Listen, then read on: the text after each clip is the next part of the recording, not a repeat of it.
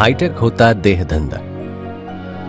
शहरी चकाचौंध और ग्लैमर ने आज देह धंधे के माने बदल दिए। ये काफी हाईटेक हो गया है। देश में आज तकरीबन 1370 रेड लाइट एरिया हैं। इन सब में सबसे ज्यादा देह धंधा करने वाले एरिया कोलकाता और मुंबई का है। अकेले मुंबई रेड लाइट एरिया का ही करोड़ों रुपए का साप्ताहिक आंकड़ा है। राजस्थान, उत्तर प्रदेश और ओडिशा ऐसे राज्य हैं जहां देह धंधों की प्रथा का लंबा इतिहास रहा है। जयपुर सवारियों के खेल में काफी तरक्की कर रहा है। इस वजह से गर्म गोश्त के बेचने वालों की बाछें खिलती जा रही हैं। प्रशासन और राज्य ने इस ओर इसीलिए भी अपनी आंखें बंद कर रखी हैं क्योंकि उनका इस सब से करीबी ताल्लुक है। आखिरकार नेताओं और अफसरों की मौज मस्ती का भी तो सवाल है। राजस्थान का कोई भी शहर इस गर्म गोश्त के कारोबार से अछूता नहीं है। इन इलाकों में ज्यादातर सवारियों का धंधा होता है, या यूं कहें कि इधर इस धंधे की खास क्वालिटी है जिसका नाम सवारी दिया गया है। यानी वो औरतें जिन्हें इस शहर से उस शहर में जिस्म के भिखारियों के आगे भेज दिया जाता है, और जिस औरतों का इस्तेमाल लोकल लेवल पर किया जाता है उसे गाड़ी कहते हैं। राजस्थान में जहां सवारियों का ज्यादा काम होता है वे इलाके हैं जयपुर, कोटा, अलवर, डूंगरपुर, किशनगढ़, जोधपुर, गंगानगर, नागौर, जैसलमेर और सीकर। बाकी इलाकों में गाड़ियों और सवारियों का खूब कारोबार होता है। ये बातें देश के तमाम रेड लाइट एरिया में पिछले 3 सालों से रिसर्च कर रहे एक पत्रकार लेखक मोहम्मद जावेद अनवर सिद्दीकी के आंकड़ों से हासिल हुई हैं। सवारियों और गाड़ियों के इस नायाब कारोबार से अजमेर भी अछूता नहीं रहा है। यहाँ गर्म गोश्त के कारोबारी भी अपनी सवारियों और गाड़ियों के लिए मन्नतें मांगने आते हैं क्योंकि यहाँ हर किसी की मुरादें पूरी होती हैं। पिछले 4 साल से अख्तरी बेगम, बदला हुआ नाम, सवारियों को लाने और उन्हें सफर पर भेजने का सारा कारोबार करती हैं। उसके पास दलाल माल लाकर बेचते हैं और ज्यादातर वो ट्रेनिंग पाई सवारियों का ही कारोबार करती हैं। अख्तरी बेगम का कहना है कि इस कारोबार में काहिल और बीमार हों तब भी औरतें सवारी पर जाती हैं, और गाड़ियों का काम शौकिया और पार्ट टाइम कमाने वाली औरतों के लिए। लेकिन धंधा चाहे सवारी हो या गाड़ी, एक बार जो औरत इस राह पर आ जाती है उसका अंत उम्र ढल जाने के बाद या तो फुटपाथ पर पागलों की शक्ल में या कहीं दलालों के साथ कमीशन खोर के लेवल पर जाकर खत्म होता है। ना तो मां रह पाती हैं, ना बीवी, ना बेटी, ना बहन। अजमेर और जयपुर में ज्यादातर सवारियों को विदेश भेजा जाता है। विदेशियों से आने वाले जिन्हें यहाँ गर्म गोश्त भा जाता है अपने शहर में हमारे यहाँ से अपनी रातें रंगीन करने का सामान मंगवाना ज्यादा पसंद करते हैं। जाहिर है इस कारोबार का रुतबा भी कम लुभावना नहीं होगा। इसमें मोटी कमाई तो होती है, ज्यादा खतरा भी नहीं रहता। बस सच्ची सवारियों को इकट्ठा करना है, उन्हें विदेशी भोगों के हवाले कर देना है, बाकी वो जाने और उनका काम। उसे तो बस हवाई जहाज तक ले जाने की जिम्मेदारी निभानी होती है। एक सवारी से जो कारोबार का ग्राफ बनता है जरा उस पर भी गौर करें। अमूमन देश के अलग अलग इलाकों से 12 साल से 21 साल की उम्र की लड़कियों को सवारी के लिए चुनकर लाया जाता है। आमतौर पर गर्म गोश्त के विदेशी ग्राहक हमारे यहाँ के सौदागरों को अपनी पसंद और बजट भेजते हैं। उन्हें उनकी पसंद की सवारियां मुहैया करा दी जाती हैं। उन सवारियों को विदेश में काम के बहाने भेजा जाता है, और कुछ सवारियां जो पहली बार इस धंधे में आती हैं उन्हें विदेश जाकर मोटी कमाई के लालच देकर इस दलदल में उतार दिया जाता है।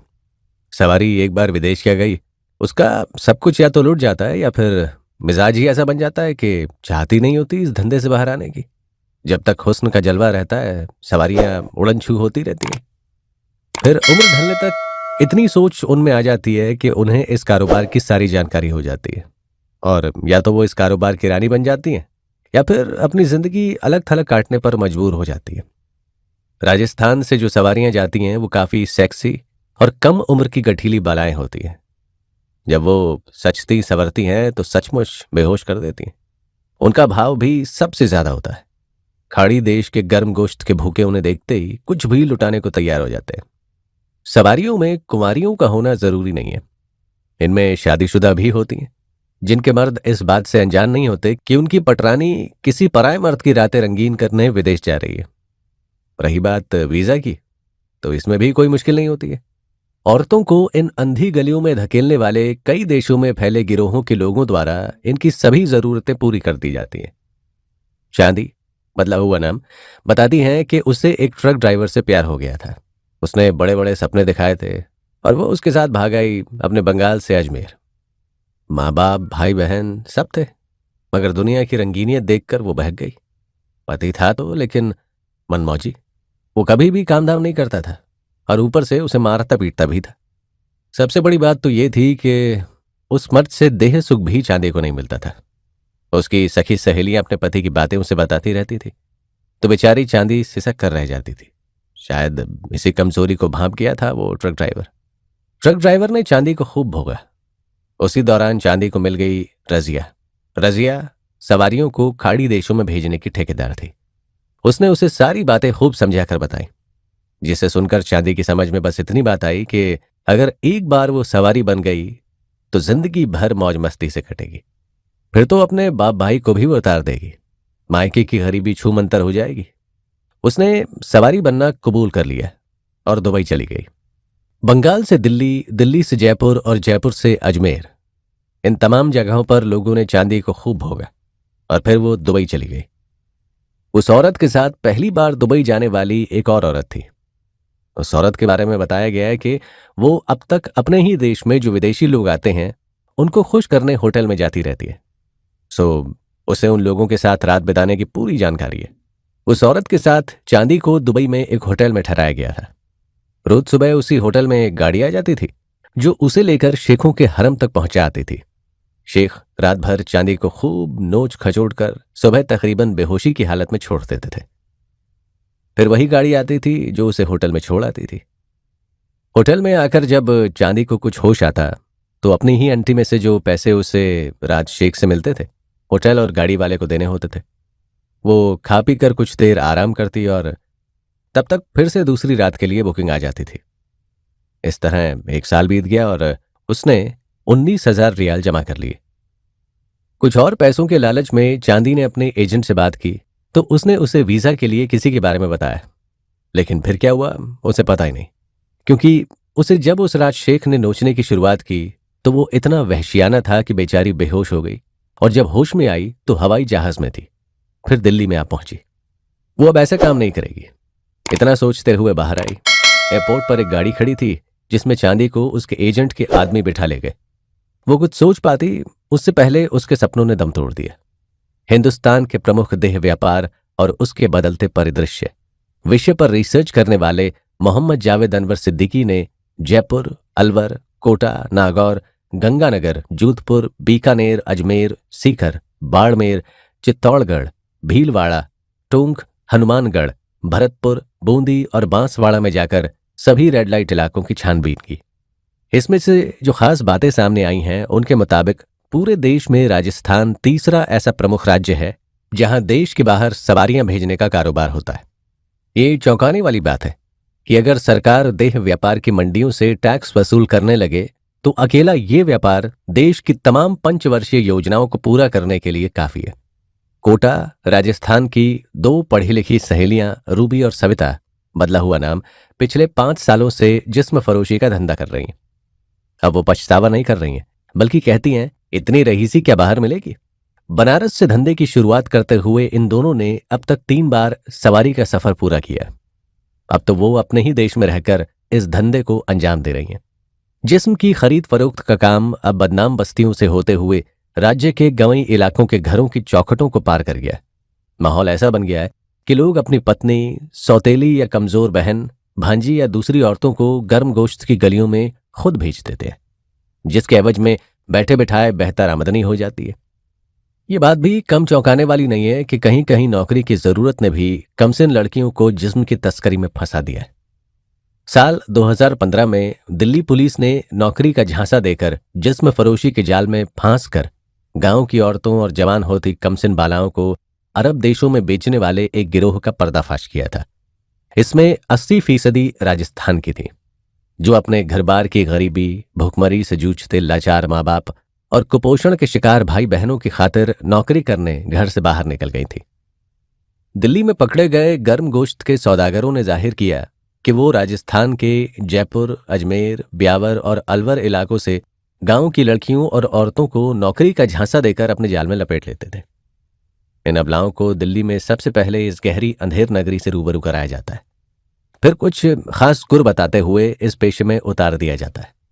कभी एक एक दाने को मोहताज, जयपुर बाजार के तंग मोहल्ले के टूटे फूटे मकान में रहने वाली शायरा, बदला हुआ नाम, ने 40 लाख रुपए में एक मकान खरीदकर लोगों को चौंका दिया। इसकी खबर पुलिस को भी मिली तो उसने फौरन शायरा को दबोच लिया और उसके बाद ये राज खुला कि शायरा सवारियों की कारोबारियों में से एक है। जयपुर और अजमेर से शायरा महिला डांस म्यूजिकल ग्रुप की आड़ में गांव से लाई बेबस लड़कियों को विदेश भेजने का काम करती थी। किराए के गुंडे मवालियों के बल पर वो एक शातिर कारोबारी बन गई थी। आज डांस स्कूल और म्यूजिकल ग्रुप की आड़ में राजस्थान के कई इलाकों में जिस्म फरोशी का काम चल रहा है। हकीकत यह है कि अजमेर इन दिनों इस धंधे की खास मंडी बना हुआ है। मास्टरमाइंड और सबसे बड़े रेगिस्तानी कारोबारी के रूप में सलाम उर्फ टोपीबाज का नाम सामने आया। सलाम खुद तो मुंबई में रहता है, लेकिन जयपुर और अजमेर में इसके 3 खास एजेंट काम संभालते हैं। इन एजेंटों के साथ उनकी खास सेक्रेटरी की हैसियत से एक औरत भी रहती है। इनको एरिया में घूम रहे दलाल और सड़क छाप गुंडों के जरिए माल मिलता है। बताते हैं कि सलाम का नेटवर्क पिछले 10-12 सालों से चल रहा है। इस पर हाथ क्या नजर तक उठाने के लिए पुलिस को कई बार सोचना पड़ता है। चाहे सलाम मुंबई में रहे या अजमेर जयपुर में, उसका नेटवर्क अब इतना तगड़ा हो गया है कि किसी भी तरह की अड़चन इस कारोबार को डिस्टर्ब नहीं कर सकती है। अब तो सलाम ने अपने कारोबार को कंप्यूटराइज कर लिया है। इंटरनेट या मोबाइल फोन पर ही सारा काम निपटा लिया जाता है। जिस्म के सौदागरों का काम करने का तरीका भी कुछ अजीब सा है। ये देहात से लाई लड़कियों को डांस की ट्रेनिंग देते हैं।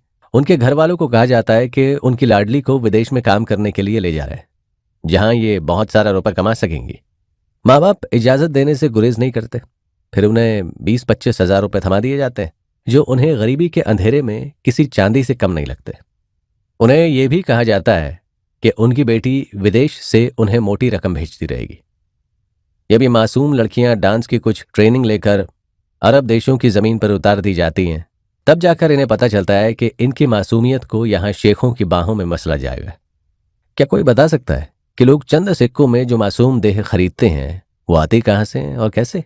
इस सवाल का जवाब मिलेगा पश्चिम बंगाल के बागानों से, उत्तर पूर्व के पहाड़ों से, कश्मीर की सुनहरी वादियों से, दक्षिण भारत के समुद्री घाटों से और नेपाल के गांवों से। मुंबई के कमाठीपुरा, फारस रोड, फॉकलैंड रोड और पीला हाउस जैसे इलाकों से हर महीने सैकड़ों नई नाबालिग लड़कियां पहुंचाई जाती हैं। गरीबी की चक्की में पिसती ये भोली भाली 10 से 12 साल की मासूम लड़कियों ने सिर्फ इतनी गलती की थी कि उन्होंने अपने लिए एक बेहतर जिंदगी का सपना देख लिया था। कई तो परिवार की सताई हुई होती है, कई दुबई जाकर खूब ज्यादा पैसा कमाने की तमन्ना लिए होती हैं, कईयों को मुंबई आकर फिल्मी सितारों से शादी करनी होती है या खुद हीरोइन बनने का सपना देख रही होती है। नेपाल बॉर्डर पर तकरीबन हर थाने और सोनाली व भैरवा ट्रांजिट कैंप में ऐसे बोर्ड लगा दिए गए हैं जिन पर नेपाल से गायब हुई ऐसी तमाम लड़कियों के फोटो चस्पा होते हैं जिन्हें देह धंधे की भेंट चढ़ा दिया जाता है। इन तथाकथित गुमशुदा नाबालिग और बालिग लड़कियों को कभी बरामद नहीं किया जा सका है। ये रिकॉर्ड उन पुलिस थानों में मिल सकता है। अलबत्ता उनमें से तकरीबन 90% लड़कियों के घर वाले जान चुके होते हैं कि उनकी लाडली परदेश में पैसा कमा रही है। थाने में लगे पुराने फोटो उम्मीदों की तरह धुंधले भी होते जाते हैं। मोतई नेपाल के एक सदस्य के पास एक गांव का बाशिंदा आता है और अपनी पत्नी को किसी लोगों द्वारा बहला फुसलाकर भगा ले जाने की बाबत शिकायत करता है। उसके बारे में जब तहकीकात की जाती है तो पता चलता है कि उसकी बीवी मुंबई में है और अच्छी खासी कमाई कर रही है, लिहाजा उसे परेशान होने की जरूरत नहीं है। इस खबर के साथ बेचारे के हाथ में 1000 रुपये थमा दिए जाते हैं और बताया जाता है कि अब हर महीने उसकी बीवी की ओर से 2000 रुपये मिलेंगे, सो वो अपनी जबान बंद ही रखे। वो आदमी कुछ दिनों तक यूं ही खोजता फिरा, फिर बाद में उसे पता लगा कि उसकी बीवी पुणे के बुधवा परेड रेड लाइट इलाके में एक कोठे पर काजल नामक बाई के पास है। तो वो थाने से पुलिस के साथ चल पड़ा अपनी बीवी को छुड़वाने को। जुगत काम आई और पुलिस दस्ते ने उसकी बीवी को सुरक्षित बरामद कर लिया। पुलिस ने उसकी बीवी के साथ 5 नेपाली दलालों को भी पकड़ लिया। कुछ गिरोह नेपाल के पहाड़ों और तराई में बसे गांव की गरीब नाबालिग लड़कियों के जत्थे को मुंबई के देह मंडियों में झोंक देते हैं। इस बारे में तो कोई तय आंकड़ा भी मुहैया नहीं है जिससे पता चल सके कि कितनी लड़कियां हर साल नेपाल की तराइयों से यहां लाकर मुंबई में बेच दी जाती है।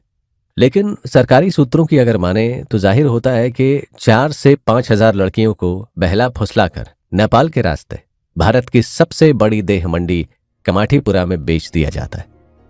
इनमें से 40% बहला फुसलाकर, 30% जबरन जिसमें उनके घर और रिश्तेदारों की रजामंदी होती है, 30% पैसा कमाने की खातिर इस दलदल में आ जाती है।